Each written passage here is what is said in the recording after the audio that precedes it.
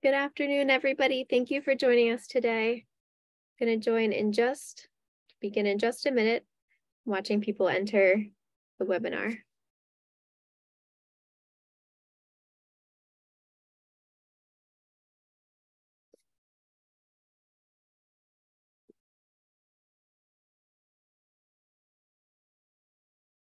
All right, let's go ahead and get started. Thank you so much for joining us today.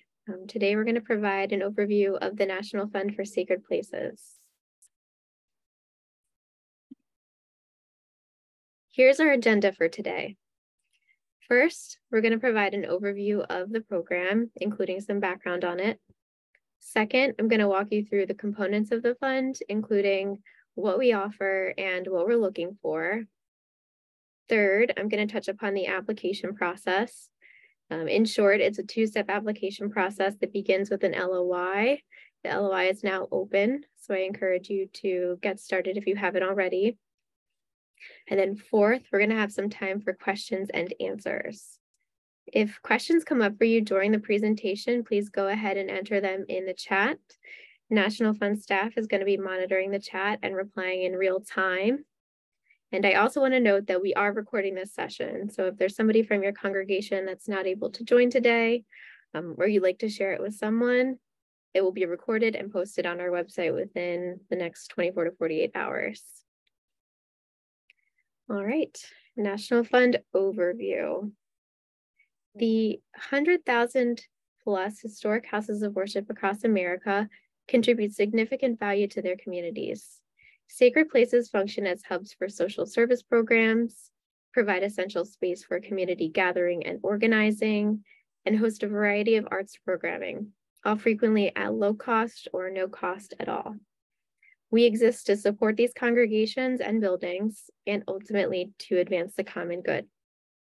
The National Fund for Sacred Places was launched in 2016 with a 7-figure grant from the Indiana-based Lilly Endowment. And I'm so excited to announce that this year they've renewed their support for the program with an additional $20 million grant, which is going to enable us to offer this program through at least 2028. Each year, we're going to be funding between 18 and 20 congregations versus 12 to 15 in the past. Since the program's founding, we've awarded or pledged about $18 million to a total of 97 congregations. Those 97 congregations represent 24 different faith traditions across 38 states, including Washington, D.C. and Puerto Rico. And I want to point this out. In 2022, we received a total of 365 LOIs and ultimately funded 16 congregations. This is a very competitive program. The National Fund is a program of Partners for Sacred Places in collaboration with the National Trust for Historic Preservation. A word about partners. I'm Rachel Hildebrandt. I'm with Partners for Sacred Places and I direct the program. Partners for Sacred Places is the only national non-sectarian nonprofit dedicated to the sound, stewardship, and active community use of our nation's older sacred places. Over 30 years, we've empowered congregations to care for their buildings and open them up to the community. And our partner is the National Trust. There's staff here from the Trust today, and they're going to say a word about the organization in just a minute. Here is your National Fund team. The team consists of members from both Partners for Sacred Places and the National Trust for Historic Preservation. On the partners side of things, there's Bob Yeager, our co-founder and president, Gianfranco Grande, executive vice president, myself, Rachel Hildebrandt, I'm the director of the National Fund, and I'm dedicated entirely to this program, and my colleague, Emily Scheidak. Emily, I'm going to ask you to introduce yourself. Hi, everyone. My name is Emily Scheidak. I'm, as Rachel noted, senior project manager with Partners for Sacred Places and a member of the National Fund team. Awesome. And Jennifer Sandy, would you mind speaking a bit about the Trust, introducing yourself and your colleagues? Certainly. Hi, everyone. Glad to be with you today. I'm Jennifer Sandy, and I'm a senior field director at the National Trust for Historic Preservation. And if you're not familiar with our organization, we're a privately funded nonprofit. We've been around for over 70 years. And we work to save America's historic sites, tell the full American story, build stronger communities, and invest in preservation's future. And the National Fund for Sacred Places is a really important part of all of those goals.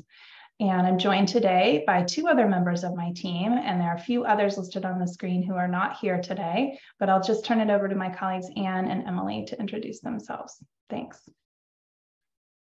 Hello all, my name is Anne Phillips. I'm the Preservation Architect for the National Fund for Sacred Places, and I am with the National Trust for Historic Preservation. Hi everyone, my name is Emily Kahn. I am the Program Coordinator of the National Fund for Sacred Places with the National Trust for Historic Preservation.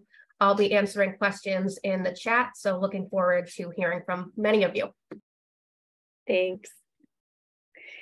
We also have an incredible advisory committee. It's comprised of clergy, thought leaders, and preservation professionals.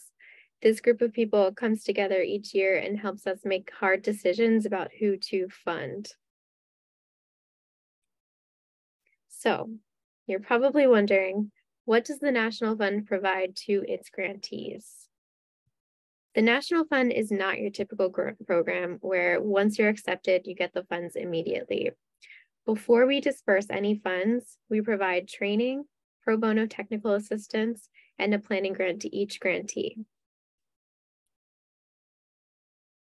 This is the typical timeline for a congregation that's been accepted into the program. We announce the grantees in October, so if you're applying this year, you won't know until October. Shortly, we send out notifications. The congregations that have been accepted into the program attend a group training orientation. That typically takes place in person over the course of about 3 days.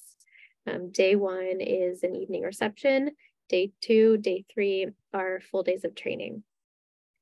After the training, we begin quarterly one-on-one check-ins with each of the congregations. Each congregation is offered the opportunity to receive a planning grant and pro bono technical assistance. Again, planning grants must be used within the first 12 months of program entry, and technical assistance must be used within the first 15 months or by the end of the following year. Then, and only then, comes the capital grant. In order to access the capital grant, you've got to meet certain project planning and fundraising benchmarks. With that being said, most congregations meet those benchmarks within about 1 year of program entry. And then most congregations complete construction on their project in another year. At that point, we conduct a final site visit to review the work. In total, it's typically about a 2-year process. Sometimes shorter if the congregation is shovel ready, the project itself is kind of ready to go, but often it takes a little bit longer. We work with our congregations though, just to make sure that things are advancing regardless of the pace. Training. Congregations that are accepted into the program are asked to jump in immediately and attend our training. The training is intended to ensure that everyone has the same foundational knowledge needed to undertake a capital campaign. It's also a great opportunity for our congregations to mix and mingle. They typically represent different geographies, faith traditions, racial and ethnic backgrounds, and vary tremendously in terms of experience with capital campaign fundraising and planning. The training is mandatory, in person. We ask each congregation to assemble a team of 3 to 4 people to send to the training, and we reimburse the costs of travel for that. Technical assistance. We want every congregation that we accept into the National Fund to be successful and ultimately to complete a major capital project that either extends the life of the building or makes it more functional and welcoming. That's why we offer these specific types of technical assistance. Case statement review, economic halo effect study, community engagement, communications, architectural services assistance, fundraising mentorship with senior staff. I'm not going to go into detail on what each of those entails, but I just want you to know that those are things that each congregation are eligible to receive from us. Ultimately, these specific tools are intended to help our grantees reach their goals and build their capacity for doing this type of work in the future. I did say this, but I want to reiterate, congregations have 15 months to take advantage of technical assistance, which is pro bono, entirely pro bono. Planning grants. Planning grants are intended to help you get started with your project and can be used to pay for things like conditions assessments or architectural design services, capital campaign consulting services, such as feasibility studies, or the creation of marketing materials, including video. At this point, I want to mention, because many congregations know this, Partners for Sacred Places is more than just a funder. We actually, in a separate division, offer capital campaign consulting services, including feasibilities and campaign management. Planning grants from the fund cannot be used to pay partners for our own services. At this point, I'm going to ask Ann Phillips with the trust to say a word or two about conditions assessments, because although they're not required for our grant, they're super important, and we definitely encourage you to assess the condition of your building.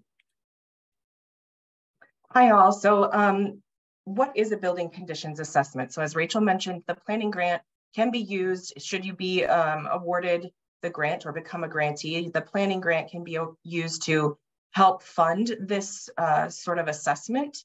What is a building conditions assessment? It goes by many different names, but in general, it's a report that's commissioned from an architect, engineer, or other specialist that assesses a building's condition, identifies issues, and presents a list of prioritized recommendations.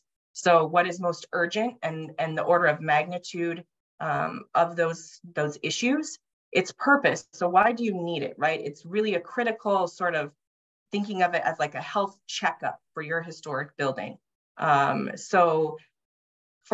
the owner of historic structures, it behooves you to have an up-to-date building conditions assessment, roughly get a new one every 5 years or so that you can make informed decisions about what is urgent and necessary in terms of building repairs, and that you can keep your building maintained in a proactive way rather than a reactive way. So for example, a conditions assessment may show the beginnings of water coming in at the roof before it becomes a bigger issue with a much larger cost and a much larger project in general. Its purpose is to assess the building holistically. So look at the building as a whole made of many parts. It's also used to diagnose the origins of any pre-existing issues. So using the health analogy, again, it's similar to an X-ray or an MRI in that it helps to diagnose interconnected issues that may not be obvious. So for example, a leak in the sanctuary, one could assume it's from the roof, but it very well could be a leaking condensing unit in the attic, for example.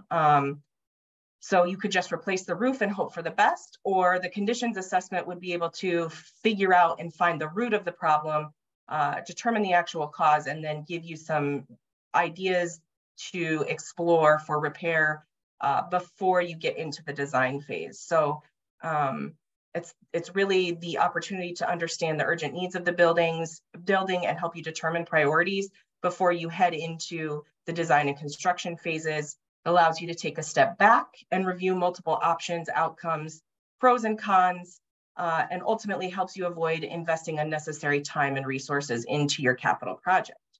So my question to you all, and of course I won't have you all answer this, but ask yourself, do you have a building conditions assessment? If not, as Rachel mentioned, we highly recommend that you have one completed. It's not required for the grant, but as an owner of a historic structure, it's best practice to have an updated document such as this to help guide your maintenance, repair, and rehabilitation decisions so that your building can be best cared for and carry your congregation into the next century. That is pretty much building conditions in a nutshell. Thanks, Rachel. Thank you. All right, and the capital grant. Our grants range from $50,000 to $250,000. I am often asked, do you guys make grants under $50,000? The answer to that is no. $50,000 is our minimum and $250,000 is our max, except under very special circumstances. Our grant is a matching grant. Grants under $100,000 require a 1-to-1 match, and grants over $100,001 require a 2-to-1 match. This type of requirement is very common, and it's in place to ensure that our money is used to leverage additional new money. Our hope with all of our grants is that our money will be catalytic. And I just want to provide a couple of examples to make sure everybody understands how this matching requirement works. For a congregation receiving a $100,000 grant, that requires a $100,000 match. For a congregation receiving a $200,000 grant, that requires a $400,000 match, and so on. And I hope that makes sense. All matching funds must be new money raised after entry into the program. That's really important. So if you've raised funds and have got some money in the bank that's earmarked specifically for the project that you're going to ask us to support, that money cannot count towards your match. It's got to be all new money raised after October. All of the following can count towards your match: gifts from individuals, foundations or corporations, government grants, proceeds from the sale of stock or real estate, matured bequests, money raised via events and fundraisers, and donated materials and professional services. Anything in kind can be counted towards your match up to 20% of the match. The value is based on fair market value, and we work with our grantees to determine what that is. Capital grant disbursement. This is really, really important. I mentioned earlier that the National Fund is a little bit different from other grant programs in that the grant award is not dispersed right at the outset. Our participating congregations have to reach 2 key benchmarks before any money is dispersed at all. We disperse the money in halves, and the first half is dispersed upon raising 1/4 of the match and preparing construction-ready drawings and specifications describing the National Fund scope of work. We review those drawings and specifications to ensure that the work is going to be done to high preservation standards. Once we sign off, construction can begin. Then, when construction is complete, we disperse the second half of the grant. Please note, construction cannot begin on the National Fund scope of work until we have reviewed and approved your capital grant application. That means you've reached those benchmarks, you've submitted that documentation to us, we reviewed and signed off on that. This is because we don't fund work that we have not reviewed. I hope that makes sense. Here's a list of what we will pay for. We will pay for repair and restoration projects involving foundations, roofs, masonry, windows, gutters and downspouts, towers and domes, mechanical systems, life safety, fire suppression, ADA accessibility. The key here is that your project has to adhere to the Secretary of the Interior's standards for rehabilitation. Those standards are a universally accepted framework for doing work to older and historic properties. Here's a partial list of what we don't pay for. You can find the complete list on our website, fundforsacredplaces.org, but I did want to call out these specific items because I do see them come up a lot in LOIs. We can't pay for the demolition of character-defining architectural features, the purchase or lease of property, new construction, landscaping or fencing, work involving cemeteries or parking lots, religious art restoration, such as mural restoration, pipe organ restoration or replacement, pew restoration or replacement, or the purchase of AV equipment. All right, application process. So we have a 2-step application process that begins with a letter of intent. Letter of intent sounds like a letter, but it is actually an application that's completed online. So don't let that language fool you. That's step 1. Step 2 is what we call the full application. Only a select group of congregations are advanced to that second stage, to the full application. because the full application is essentially a more detailed, rigorous version of the LOI. We don't want to ask anybody to put in that work unless there's a very good chance of being funded. To give you a sense of how this worked last year we received 365 LOIs. We then invited 34 congregations to move on and complete the full application. And then we invited 16 congregations into the program. Here's the timeline for this year for that process. The LOI opened on January 11th. It's now available. If you haven't gone into Founded and taken a look at the application, the LOI, I encourage you to do so. Many congregations put it off to the last minute, but that is not a good practice because it is a pretty rigorous application and it's hard to do a really good job of filling it out if you put it off until the very last minute. So I encourage you to get in there sooner rather than later. The LOI is due on February 24th at 11:59 p.m. Eastern Time. Then by June 16th, if you submitted an LOI, you will hear from us. You'll know whether or not you're being advanced to the full application round. For those who are advanced, July 14th is the due date for the application. And of course, mid-October is when our notifications go out. All right, let's talk eligibility. Let's talk about what we're looking for when we're reading our LOIs. In order to qualify for the fund, your property has to be located in the United States or in a US territory. It's got to be owned and ideally occupied by an active congregation. The applicant must be the congregation or a closely affiliated nonprofit. And if the applicant is a congregation, it's got to be at least 3 years old. These are our evaluation criteria. I'm going to walk you through each of these categories so that you have a full understanding of what we at the fund are looking for. But before I start, I do want to note that in addition to these items, we're also every year trying to assemble a cohort that is diverse in terms of geography, faith tradition, and racial and ethnic makeup. So that's a major consideration of ours every year as we're looking at the full applications.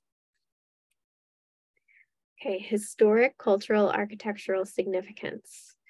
Successful applicants are able to demonstrate their place in history by answering these types of questions. Does the building tell a story relevant to our history, either cultural history or religious history? Did something important happen there? Is the building the work of an architect? If so, is it a high quality or really good example of that architect's work? Is the building an exceptional example of its style or type? Does the building have a great physical presence in the community based on where it is sited or located? Your building does not have to be on the national, state, or local register to qualify for the fund. However, if your building is on one of those registers, or if it's been deemed eligible for one, that's a good indicator that you're going to satisfy this particular criteria of ours. Now, a common question we get is, our church is historic, but we need to invest in our parish house, or we need to invest in our school. Will you fund our project if it's not focused on the historic church? The answer to that question is yes, but be sure in your LOI to discuss the history of the property that you're asking us to support in addition to the church. Community serving congregations. We want to serve congregations that are serving their communities. So we look for these types of things in the applications. And there is a section dedicated to this topic specifically. Does your congregation operate and host programming serving the wider community, including vulnerable and at-risk populations? Does your congregation share space with affiliated or non-affiliated groups and organizations? Often congregations do this at low or no cost. Do you partner with others, other congregations, faith-based organizations, nonprofits, government, etc.? And do you have a widespread reputation for being welcoming and open in your community? If you can answer yes to many of these questions, that is what we're looking for. Project scope and need. We fund different types of projects. We fund preservation projects that address urgent repair needs or life safety. We fund projects that address accessibility, and we fund projects that make space more usable, welcoming. Regardless of what bucket your project falls under, the project that you bring to us has got to be compliant with the Secretary of the Interior standards. I know that can be a little bit scary. Many haven't heard of those Secretary of the Interior standards, but if you're working with an architect who has experience working with older and historic properties, they will absolutely be familiar with those standards and can be sure to design a project that is compliant. We certainly encourage you to work with architects and engineers who've had previous experience working with historic buildings. Readiness. We are looking for congregations that are ready to take on major capital projects and to advance them beginning in October when notifications go out. Congregations that are ready understand their building's needs and ideally have done some work to assess condition and establish priorities, are ready to undertake a capital campaign. Of course, raising funds is a major task. So we want to see that you are taking steps to prepare for that. Congregations that are ready are working from a realistic fundraising goal. Ideally have some prior experience, but if not, are working to prepare. And overall, just are proactively working to advance their projects. Healthy congregations. We prioritize healthy, stable congregations to ensure that our investment in your property is truly impactful and lasting. As signals of health, we look for the following things. And these are just general guidelines, not hard and fast rules. So if your congregation doesn't check every single one of these items, don't worry, that's okay. These are, again, just loose guidelines for what we're looking for.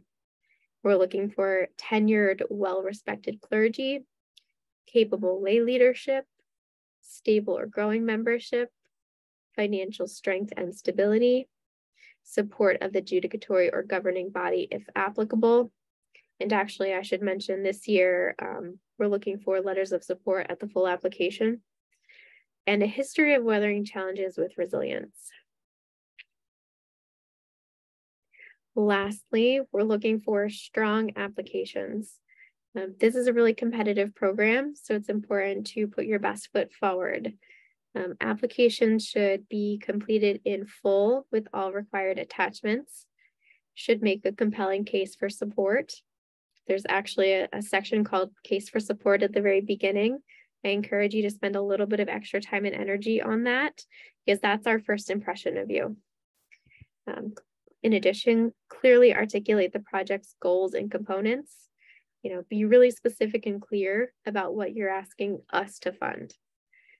And include high quality, high resolution photographs that help us to fully appreciate your building. Cannot understate the importance of that one. Send us good photos, please. All right, so the location of the LOI.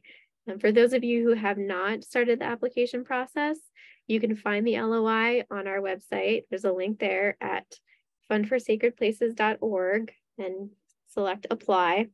You scroll down a little bit, you'll find a section called Application Deadlines and Process, and there is a link to the application there. Once you click that link, this is where you will be led to our grant software. It's called Foundant. If you've applied in the past, you're going to use the same credentials to sign in and start a new LOI. If you've never applied though, you'll need to create an account. So once you sign in to Foundant for the first time, you're going to be led to your dashboard. And on your dashboard, you will see a screen that looks just like this, except the year will be 2023. It'll say National Fund for Sacred Places 2023. To get started on an LOI, to create a draft, hit that blue apply button at the top right. Once you click apply, you can see exactly what we're looking for. You can see the LOI. In the LOI, there's the option to add collaborators. Oftentimes, congregations do not want to put the onus of the application on one person, it often makes sense to ask multiple people to contribute. And we actually have a way to make that possible for you all. When the LOI is open, there's a button at the top right. It says collaborate. It's circled here in this screenshot. If you click on collaborate, you'll be led to a window where you can add folks' names, name, email address, and then give them the permission to edit so that everybody can work on the application at once. How to submit the LOI. It will likely take a couple of sittings to complete the LOI. I've never heard from a congregation that's opened it, done the whole thing, and submitted immediately, which is fine. There's a save application button. It's the gray one, bottom left. You can save your application after you've been working on it and then return to it at a later date. But when you have wrapped up and finished, you can submit it by hitting the submit button on the bottom right. Make sure that you submit when you're finished. If you don't submit, we won't receive the application. Once you've submitted, you will get a confirmation email stating that we received your LOI. If for some reason you haven't gotten that within 24 hours, please be in touch with us. All right, I think that's all I have for you for right now. So we can do questions. All right. Well, we have a lot of really great questions in the chat, and we'll do our best to get through them. We've had a lot of questions from people wanting to be able to save the chat or have access to that information after the session. So we will figure out a way to get that information and make that available to everyone. And as has been stated, the presentation slides and the video of this, this meeting will also be available on the website, fundforsacredplaces.org. So please do check that out. So we did have some questions about, I'm just going to start back at the beginning. We did have some questions about condition assessments. We had a question about finding firms to help with those. And my suggestion in the chat was to reach out to your state historic preservation office or a preservation nonprofit partner in your area. Sometimes they keep lists of firms that might have that type of experience. It is really important to find a firm that has worked on preservation projects before and knows older buildings. So we would encourage you to do that. And I put some links in the chat for contact information that you may be able to utilize to find people in your area to help with that. Rachel, is there anything you want to add related to finding firms to work on condition assessments? Yeah, I think starting with preservation organizations in your community is a really good advice. They will definitely maintain lists of qualified firms that, you know, have experience that's relevant to what you're doing. And certainly reach out to those organizations and ask them for referrals. I would also recommend, you know, if there are other congregations in your community that have taken on major capital projects and have clearly done a good job, go ahead, knock on their door, give them a call, ask them who they worked with. We encourage that type of thing internally among fund participants all the time. Anne, would you add anything? No, I think those are great suggestions. Yeah, if you're local to Philadelphia region, you can certainly ask us. Partners is headquartered in Philadelphia, and we're really familiar with the firms around here, if you happen to be. There was a question about the general cost of condition assessments, and that is just really almost impossible to give an answer. It just varies so widely depending upon the building and where you're located in the country and what kind of issues you're experiencing. So fortunately, we don't really have a great answer to that, but reaching out, as Rachel indicated, to others in your area might help you get a sense of that. Yeah, there's a major range. It really depends on where you're located, how complex your building is, whether you have multiple properties that need to be assessed.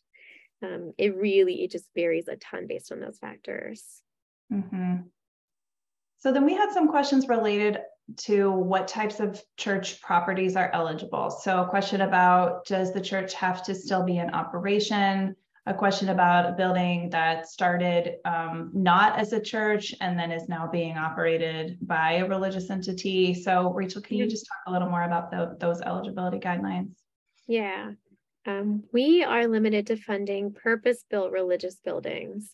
So buildings that were built originally as churches, synagogues, temples, mosques. The buildings that we fund are owned by active congregations, not separate nonprofits or other types of organizations. So we really are limited to funding purpose-built religious buildings and congregations or closely affiliated nonprofits like Friends groups, for example, or associated preservation trusts. Many congregations will establish separate 501c3s that are closely affiliated with the church in order to receive and seek grant funding for the historic building. That sort of thing is totally fine. And there were a couple questions about properties owned and operated by universities. We get a lot of inquiries from seminaries, universities, colleges, and unfortunately at this time, we are not funding those sorts of organizations. I wish we could. There's clearly a need out there for that. And I've seen some absolutely stunning chapels out there, but right now we're limited to funding congregations. Yeah. Question about where the training will be held. Good question. Our team is actually going to meet next week to discuss the training for this year. So I think we'll have a decision on that in the next couple of weeks. But you don't need to know yet. We keep everybody up to date on that as the details are ironed out. All of the congregations invited to submit full applications are kept up to date on our planning. So we announce the dates, the location, ask everybody to hold, put a hold on the calendar, because if you are funded, then you have to make arrangements pretty quickly. So it's good to just kind of block off your calendar for the dates that are earmarked for the training. Rachel, we have a lot of questions about fundraising. So does the match have to be monies raised or monies pledged? And additionally, can congregations start a capital campaign before admission into the National Fund if then they are raising additional funds as the match after the fact? Yes, you can totally start your capital campaign prior to entry into the fund. However, any monies that are pledged prior to October just can't count towards the match. What was the second? There was the first part of the question. So at the completion of the project, does the money all have to be in hand, or do pledges count at this point in order to receive the full grant disbursement?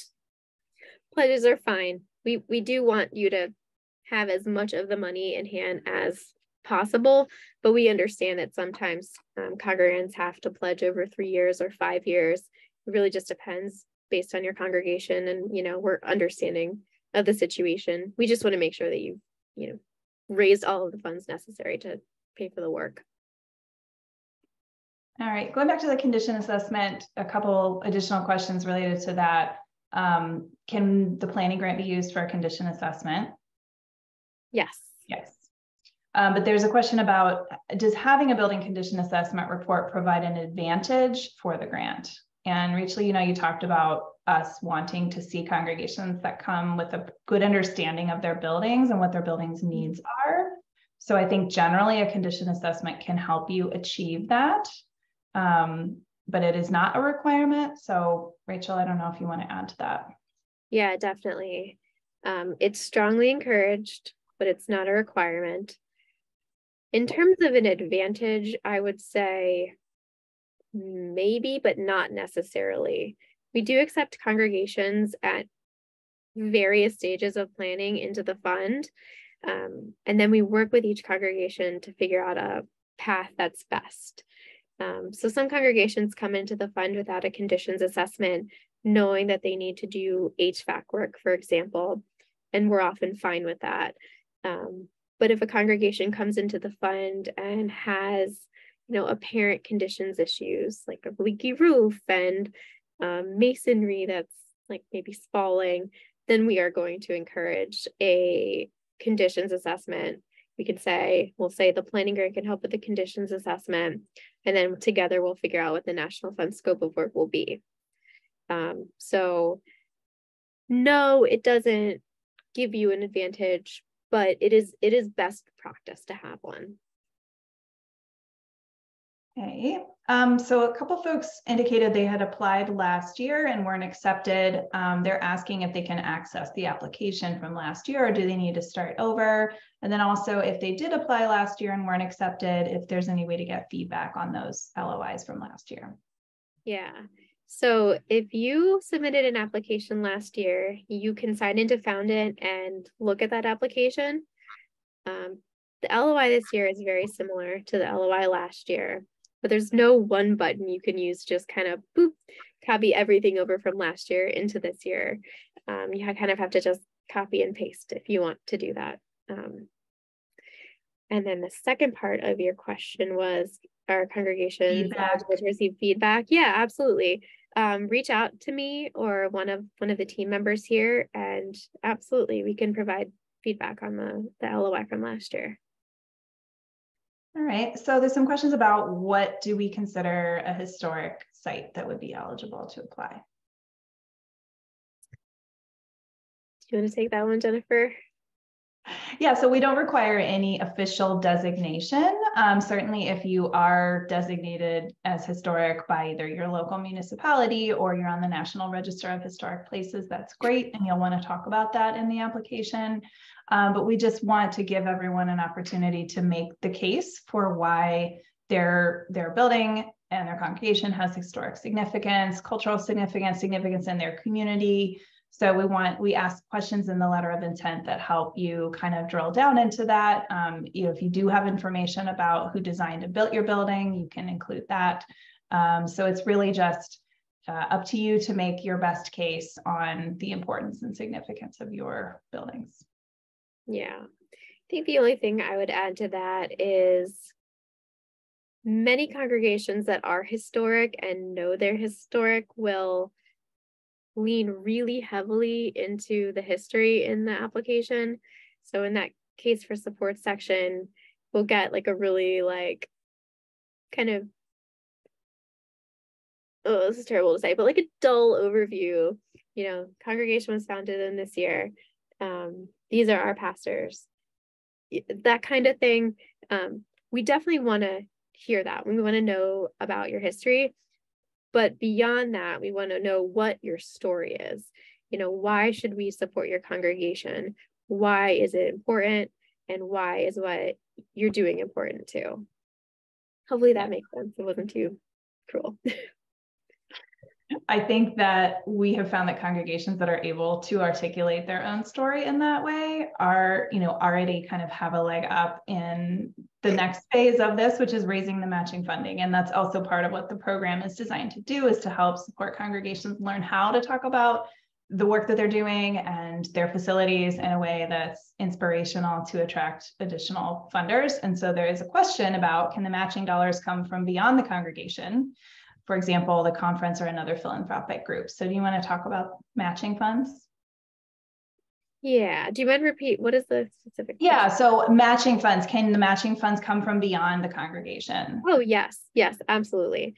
Some congregations raise their match entirely from grants or outside funding.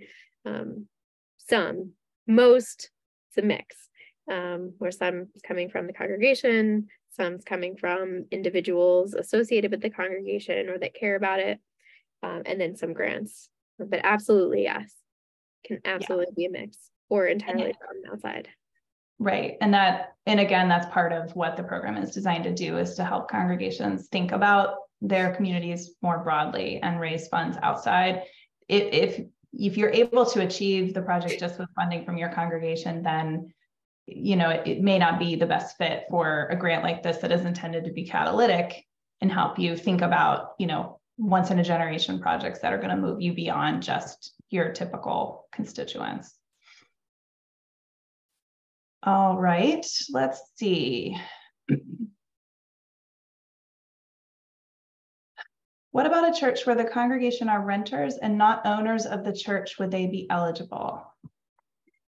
Unfortunately, no. If the congregation that's the applicant is not the owner, I don't think that we would fund that.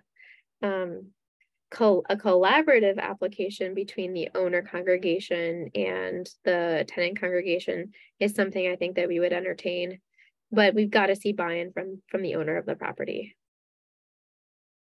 A number of people asked if they can apply, if they're also applying for funds through the National Trust for Historic Preservation through some of our other grant programs. And I mentioned in the chat, but just so everybody knows, you can apply, but you cannot use grant funding from the National Trust to match the funding that you might receive from this program, from the National Fund for Sacred Places. So you're certainly welcome to apply to any and all, but you need to plan accordingly when you're thinking about how you're going to raise the match for this program. All right, so we had some questions about eligible projects. So a question about HVAC replacement and a number of questions about stained glass windows. What are those projects eligible? Yes and yes. And do you want to say anything further on stained glass window projects as it relates to sort of safety and? Yeah, we fund stained glass restoration all the time. Of course, older historic houses of worship often have stained glass and lots of it. So if your glass needs to be restored, that's something we'll entertain. Did you have thoughts beyond that, Jennifer? Well, just within the context of the other program criteria. So, you know, the projects that are serving the wider community, you know, if you're looking at stained glass in a space that is used by the community and the public frequently, that may be more compelling than, you know, if it's just used by worshiping members of your congregation. So thinking about the project in the context of the other criteria. Yes. I mean, we will fund stained glass projects that can demonstrate that there's some sort of community impact or benefit are certainly stronger than ones that don't. So we're definitely a little bit more inclined to funding stained glass in the sanctuary or a fellowship hall, because of course restoring glass can really change a space. Yeah. What about solar panel or energy efficiency projects? We do not fund solar panels right now. The preservation community is kind of split on how to deal with solar panels, and you know, we are in that spot as well. So we don't fund solar panels or energy efficiency work. But if there's energy efficiency work related to a larger building project, like you're changing out your HVAC for a more energy efficient system, or something on your windows, yeah. Yeah, we fund HVAC work routinely. Yeah. Bringing electrical systems up to code. Funded? Yeah, we fund that. I'm sure there's more of those as I scroll down, and I'm sure we will not get to all these, but we will try to make this available. Can work begin with approval to apply or once the grant has been awarded? So can you talk a little more about the timeline again? Yeah, sure. Work on the project that we are supporting cannot begin until those key benchmarks have been met. So a quarter of the match raised, and you've got to produce construction ready drawings and specifications for our review. So half of the grant is dispersed once we've reviewed and signed off on your project. Then the other half is dispersed when construction is wrapped up. If you're undertaking a really large project, many congregations will come to us. They're undertaking complete restoration of their building from roof to interior. If you've already completed the roof and some exterior and need to do some interior work, and you're asking us to fund that interior work, it's okay to start that other work. The key is identifying what the National Fund scope of work is going to be. The National Fund scope is the work that we are supporting with our grant. That is the work we want to review and sign off on. Work that we're not funding or supporting can absolutely begin before that moment in the timeline. Okay, a question about, do churches have to be about 501c3 to apply? And I think the answer to that is no. Yeah, no, you don't have to have a 501c3, but you do have to have a tax ID number in order to set up an account and found it. We have some questions from folks who have kind of more urgent repair needs. And so again, I think speaking to the timeline, this program is not really designed for super urgent repair needs. That people are asking about, you know, if they, well, I guess anything else that you want to say related to emergency repair needs, Rachel? Yeah. Because this project is so competitive and funding is not guaranteed, if you've got urgent repair needs, you should move on them sooner rather than later. It's not good to wait, and it's not good to count on funding from the National Fund. So if you've got some work that needs to happen very urgently, you should go ahead and do it sooner rather than later. A question about the planning grant, is that separate from the overall request, or is it part of the request? It is separate from the overall request. It's up to $10,000 and it's not a matching grant. So it's just up to $10,000 to help you pay for that planning work up front. Yeah, so when you're putting the number in your LOI that you're seeking in grant funding, you don't need to worry about that $10,000. That's separate thing that happens if you're admitted, whether you, Yes. If we apply for a grant before being accepted into the National Fund program, but the grant would be awarded after October, would that count towards the matching? Yes. Yeah, as long as it's not pledged before you're brought into the program. Yeah. What about work on other buildings within a campus, like a parsonage? We support that sort of thing all the time. I think I touched upon this a little bit earlier. If you're asking us to support a parish house, a parsonage, something like that, we do want you to address the history of that property in the LOI and explain why it's important, why what you're asking us to fund is important on the larger campus. What about if that building is located off-site from the main church or Sacred Sites campus? I don't feel like I see that very often, to be honest with you. If we were asked to fund like restoration to a parsonage that was purchased at a later date that was off-site from the church, I don't think that would make for a particularly compelling LOI. But I don't think I've ever seen that. Okay, so we have a question related to preservation standards and the type of work that people are proposing. So, Anne, I know you've seen this question in the chat. It's related to the Secretary of the Interior standards for restoration, which is what we require grantees to adhere to. Do you want to just say a few words, Anne, about those standards? Sure, I didn't see the exact question that came in. Do you have it? It's the question that came in via email earlier. Okay, yes, certainly. So in general, the Secretary for the Interior standards, there are 4 treatment methods. The treatment method that we adhere to the standards for are the Secretary of Interior standards for rehabilitation. They're slightly different than the other 3 treatment methods included in that regulation. We understand that the standards can be perceived as adding complications to a project. However, because this is a preservation-based grant, that is truly the way that we direct.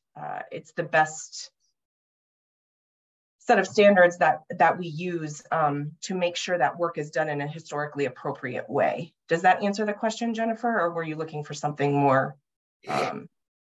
Yeah, I mean, I think it's just to say that, you know, this grant program is designed for preservation projects, and those are the federally accepted preservation standards. Those are the standards that apply for people that are doing historic tax credit projects, for instance, or anyone that's receiving federal or state funding for preservation work. So it's pretty standard across the board. If you're working with preservation architects or firms that have done this type of work, they will know and understand those, and they will be able to guide you. And I think there was a additional question about enforcement in the question, and that the way that we, you know, we're not regulatory agencies, we're private funders, but that is why we ask to review construction documents and approve those before they move forward, so that we can be sure the funding is going along with the funder's intent, which is to support preservation projects. Yeah. All right. So there are so many questions that I have become a little overwhelmed, and I'm trying to decide where to focus next. Emily Kahn, you've been looking at it pretty closely. Are you seeing a grouping of questions that we should turn to, given that we only have 5 minutes at this point? So there's a lot of questions about who can use the planning grant and when you apply for this, and also clarification of how much money the planning grant is for. Okay. So the planning grant is up to $10,000 for the purposes of planning activities. So things like conditions assessments or architectural design services, capital campaign services like feasibility studies, or if you don't need either of those, you can use the money to do marketing materials like video or web design, that kind of thing. It's the congregation, the applicant, that gets that planning grant. There is a separate mini application within Foundant that's got to be filled out to access that. It's accessed really any time between program entry and ideally before the capital grant.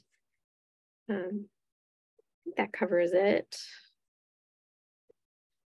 Yeah, and I think just to say, we recently increased the planning grant amount from 5,000 to 10,000. So I know some of you may be seeing the 5,000 out there, and that's why it's different. And we need to make that change across our materials.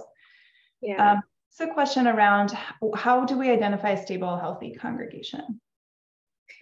So I can go back to those criteria, make sure everybody can see those.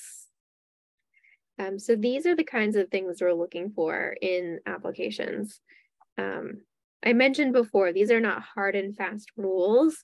We're not reading LOIs to make sure that congregations check every single one of these boxes, but these are kind of hallmarks of health that we look for.